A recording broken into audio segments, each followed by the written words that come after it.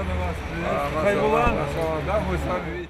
Несмотря на то, что солнце уже давно скрылось за горизонтом, а погода встречает дождем, автопробег продолжается. Встречает участников патриотической акции у мемориала памяти и славы, представители регионального Минатца, военный комиссар Ингушетии, волонтеры Малгобекского поискового отряда и не только. С приветственным словом к гостям обратился замминистра по внешним связям национальной политики, печати и информации Ингушетии Гилани Паров. На славной ингушской земле нам вдвойне приятно видеть наших братьев, участников автопробега Дербент-Севастополь.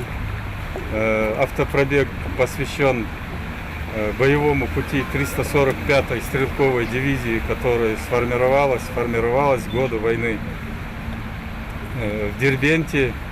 И вы сегодня вносите большой вклад, отдавая честь участникам войны, погибшим воинам, героям, которые отдали свои жизни за сегодняшнюю нашу спокойную жизнь. В свою очередь, заместитель главы города Хасавюрт и по совместительству руководитель регионального отделения поискового движения «Россия» в Дагестане Хайбула Умаров поблагодарил руководителя Минатца за радушный прием. Ассаламу алейкум еще раз.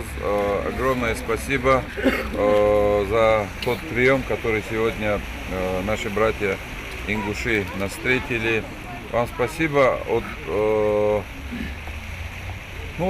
Извините, что пришлось задержать, и, конечно, на таком чистом месте, где дань уважения дано всем тем полководцам и тем воинам, которые в истории в разных войнах показали себя. Далее собравшиеся возложили цветы к вечному огню в память о погибших воинах.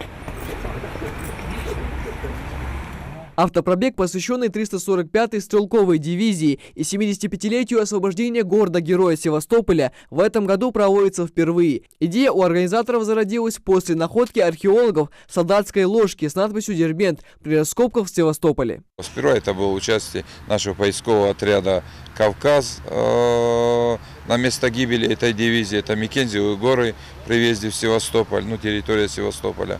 Второй этап это был наш автопробег, который мы сегодня с вами здесь видим и говорим. И третий этап это установка памятника на место гибели этой дивизии. 345-я стрелковая дивизия была образована в Дербенте в сентябре и октябре 1941 года. Первоначально перед ней ставила задача обороны Черноморского побережья. Но в конце декабря в составе 10 тысяч человек бойцов дивизии перебросили в Севастополь. И с этого момента она участвовала в обороне города. 250 дней шли ожесточенные бои за Севастополь. Буквально в сентябре-октябре 1941 года она была сформирована, и официально 30 июля 1942 года она была расформирована, потому что 90% ее бойцов полегли, защищая Севастополь. Вот это 250 дней оборона этого Севастополя, практически никого не осталось. Тем более, перебрасывая ее из Дербента на Мекензиевые горы, она была лишена вот всех тяжелых орудий. То есть налегке, погрузив на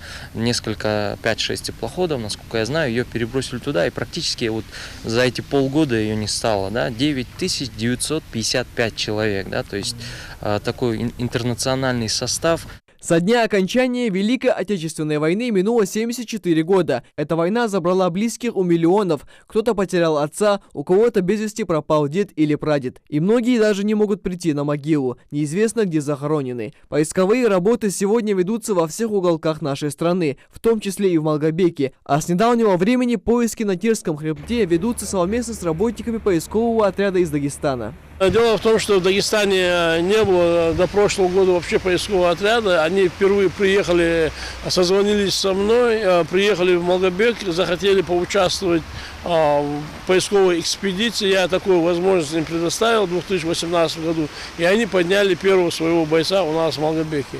Они поняли, что это нужно, что это полезно, что именно при содействии поискового движения России, при сохранении памяти и защите можно воспитывать молодежь, воспитывать в духовно-нравственном направлении, воспитывать в патриотическом направлении. Военно-патриотическое воспитание молодежи сегодня играет важную роль в развитии нашей республики. Мы не должны забывать о том, какими силами, каким трудом был завоеван мир. И поэтому я очень рада, что являюсь волонтером, что я работаю с этими людьми. И я очень рада, что сегодня представители с Республики Дагестана приехали, побывали у нас, что мы их достойно встретили и достойно смогли представить свою республику.